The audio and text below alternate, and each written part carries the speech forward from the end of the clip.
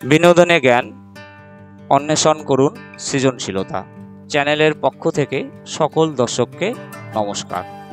আমার আজকের ব্লগ যারা পাখি ভালোবাসে তাদের জন্য, সত্যি যারা পাখি ভালোবাসে তাদের জন্য একটি আইডিয়াল ডেস্টিনেশন হলো কুলিক ইকো পার্ক। আসো ঘুরে আসি কুলিক ইকো পার্ক থেকে।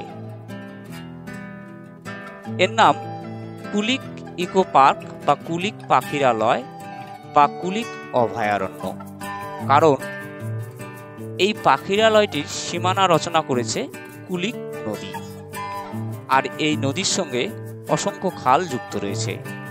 তাই বর্ষাকালে এই পাখিরালয়ে জল প্রবেশ করে, আর এখানকার জলাশয়গুলিতে পাখিদের উপযোগী প্রচুর খাবার তৈরি হয়। অনেকে দাবি করে এই পাখিরালয়টি ভারতের মধ্যে আয়তনে দ্বিতীয়তম, কিন্তু এ বিষয়ে একটু সন্দেহ রয়ে গিয়েছে। যাই হোক, এর আয়তন 1.3 বর্গ কিলোমিটার। এই পাখিরালয়ের ভিতর দিয়ে সরু রাস্তা রয়েছে, সেই সরু রাস্তা ধরে ভিতরে ধীরে ধীরে প্রবেশ করলে দেখা যায়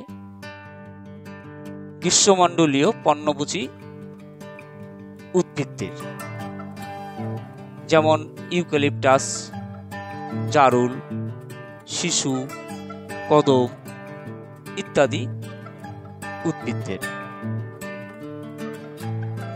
যা এই পাখিরালয়ের সৌন্দর্য, প্রাকৃতিক সৌন্দর্য বহুল অংশে বৃদ্ধি করেছে। এর ফলে মনের ক্লান্তি দূর হয়ে যায়।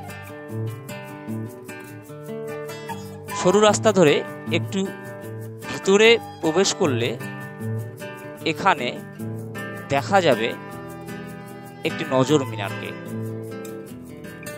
আর সেই নজর মিনার থেকে পরিযায়ী পাখিদের দেখার যে অভিজ্ঞতা, সেটা কখনোই ভোলার নয়। নিজের চোখে না দেখলে সেটা বিশ্বাস তোমরা করবে না। যাই হোক, প্রায় 164 রকমের পাখি প্রতি বছর দেখতে পাওয়া যায় এখানে। একটা নয়, দুটো নয়, সব মিলিয়ে সংখ্যাটা 50,000 ছাড়িয়ে যায়।